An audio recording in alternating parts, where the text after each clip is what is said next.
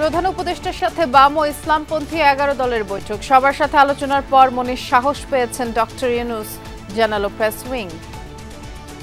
বিচার এবং সংস্কারের যেমন আমরা রোড ম্যাপ চাই, নির্বাচনেরও সুনির্দিষ্ট রোড ম্যাপ চাই।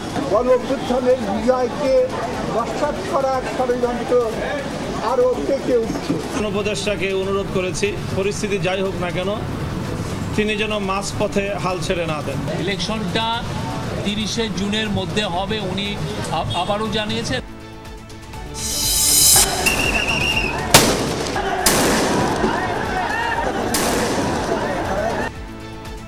জুলাই গণহত্যার আনুষ্ঠানিক বিচার শুরু। 8 আসামিকে 3 জুন হাজিরের নির্দেশ।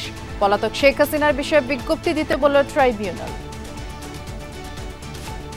শেখ হাসিনা বিভিন্ন ব্যক্তির সাথে কনভারসেশনের মাধ্যমে যে শক্তি প্রয়োগ, লিথাল ওয়েপন ব্যবহার করে বিক্ষোভকারীদেরকে হত্যা করার যে নির্দেশ দিয়েছিলেন, সেগুলো আমরা এখানে দাখিল করেছি।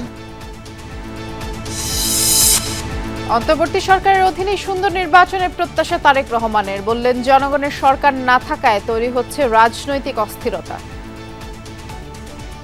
জনগণকে অন্ধকারে রেখে, রাজনৈতিক দলগুলোকে অনিশ্চয়তায় রেখে শেষ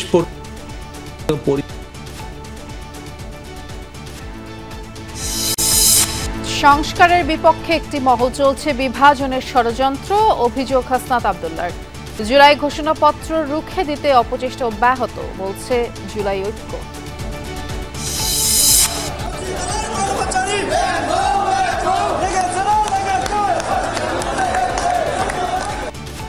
সচিবালয়ে কর্মচারীদের বিক্ষোভের মাঝে সরকারি চাকরি অধ্যাদেশ জারি।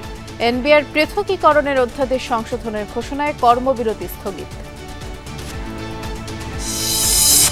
পাকিস্তানের বিপক্ষে টি-20 সিরিজ খেলতে লাহোর পৌঁছেছে বাংলাদেশ ক্রিকেট দল। সোম মঙ্গলবার 2 দিন অনুশীলন করবে লিটন বাহিনী।